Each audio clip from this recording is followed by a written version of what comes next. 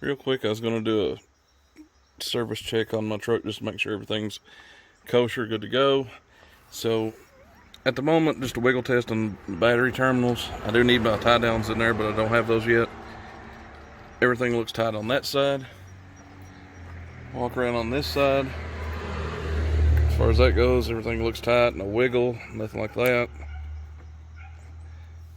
Check up here. Everything looks good to go there. Now, at this point, what's left to do is to check your brake fluid. Just a point in reference, this needs to be changed because brake fluid is not that dark. But at the moment, it'll have to do. What that means is that it's absorbed moisture and stuff. And basically at that point, it's going to rot out the brake lines from inside out. So, brake fluid's good to go.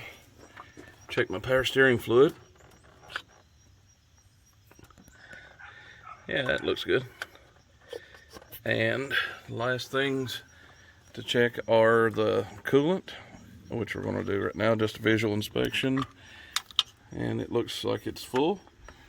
So we'll take our handy dandy 88-cent little checker and we will get some fluid up in there.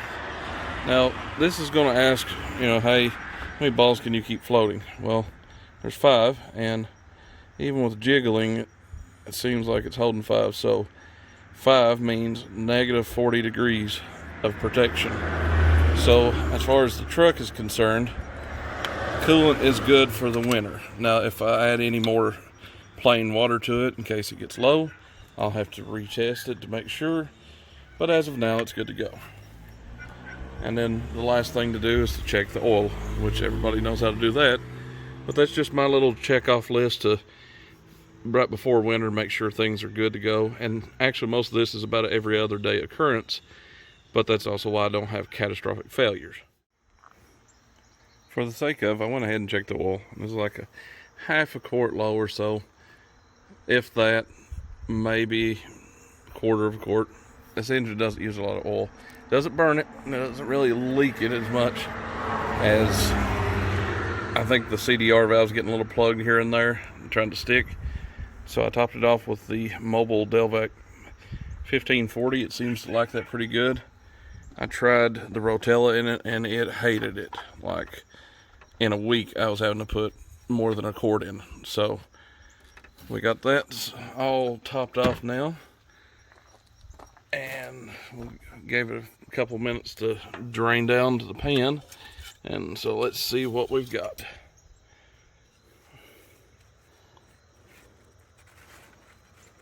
Oh, perfect. Right on the full mark. Can't complain about that.